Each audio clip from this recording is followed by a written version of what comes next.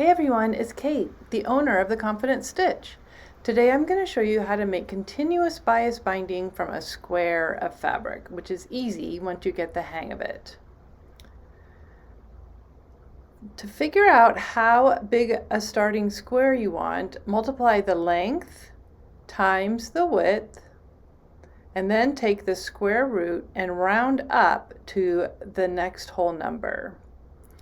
Today I want to make 100 inches of 2-inch bias binding, so I'll multiply 100 by 2 to get 200, and then with your iPhone you can turn it sideways and get all the higher math buttons.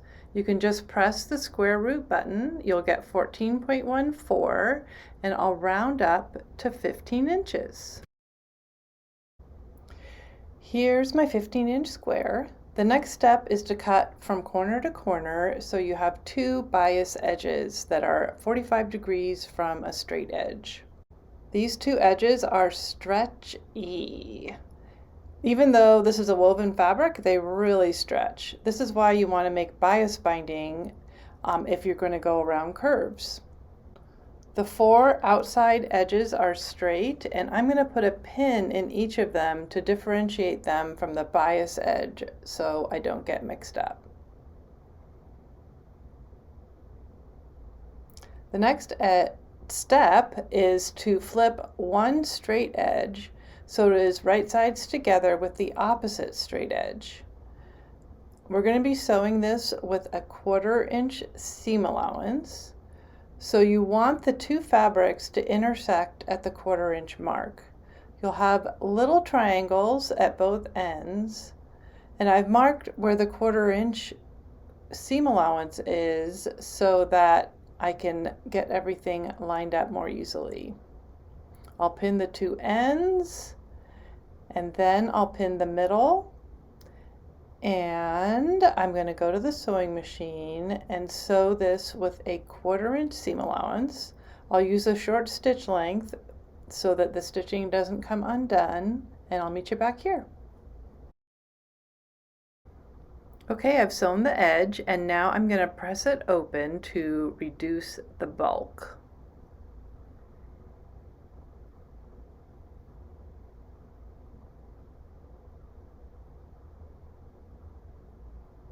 Now you want to find one of the stretchy bias edges, an edge without a pin in it, and position it along the bottom edge of your surface. It'll look like this.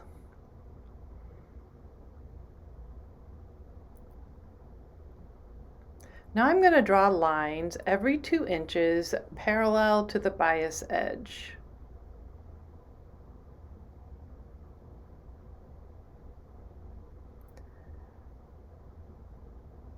I'm going to use a Sharpie because I want you to be able to see what I'm doing, but you'll use an erasable fabric marker. Also notice that I have the wrong side of the fabric facing up.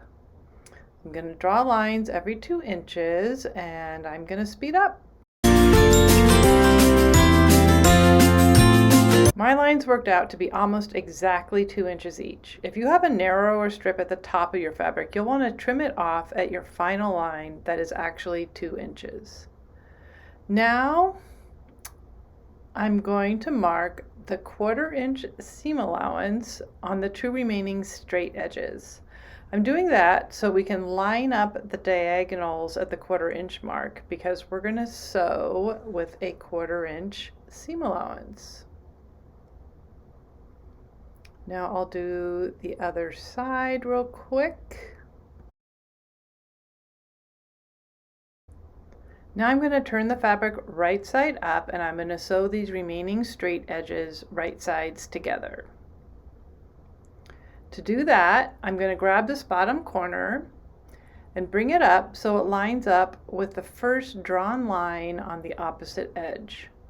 I'm going to roughly pin the first one just to hold it in place.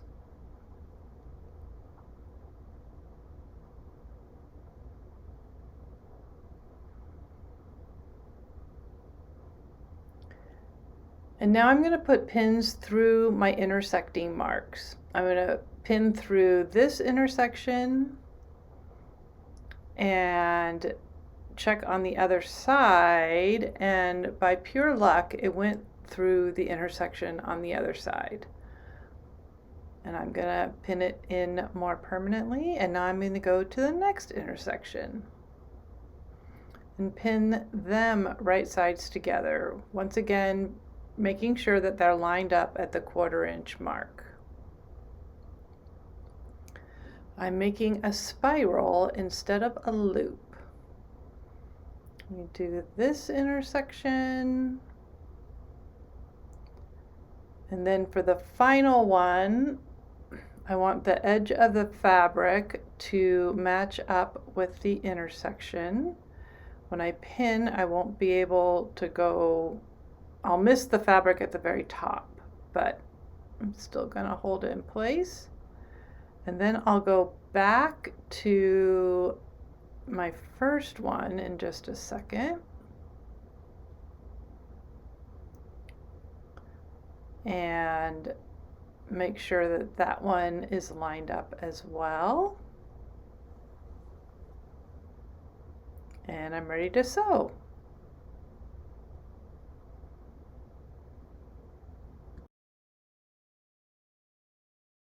I've sewn the second seam and it's time to press it open. I'm going to use a seam roll so the rest of the fabric is out of the way. First, I'll separate the two sides of the seam allowance. And then I'll quickly press it open. I like a seam roll for jobs like this so that I'm not pressing wrinkles in the rest of my project. So now you have a spiral that looks like this. And you're going to start cutting through the lines that you drew, making sure to just cut through a single layer of fabric at a time. I'll speed up.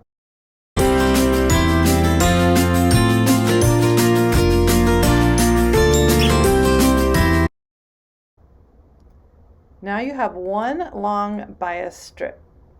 I am going to make it into bias tape with a bias tape maker.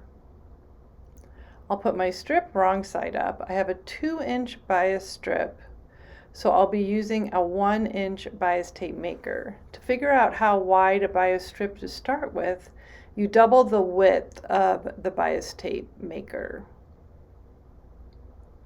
I'm going to put the end of the strip wrong side up into the bias tape maker like this. I'll grab a pin to coax the fabric through. I'll pull an inch or two of fabric out and then anchor it to the ironing board with glass head pins. So now I'm going to pull the bias tape maker a couple of inches and press those inches. I'm pulling the bias tape maker backward and going forward with the iron just a couple inches at a time. And I'm going to keep going until I've created this first fold in the entire strip, and I'll speed up again.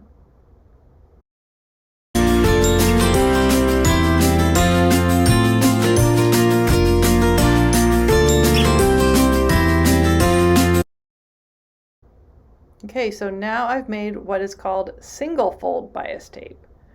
If you want to make double fold bias tape, you'll just fold it one more time and press it in place. And of course, continue down the length of the binding, but I'll just show you the first 12 inches or so. And that is a fun and easy way to make continuous double fold bias tape from a square of fabric. Bias tape is great for the quilted coat, necklines, quilts, hems, and so much more.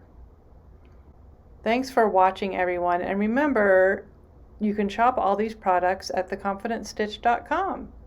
Subscribe to our channel for more tips and tricks.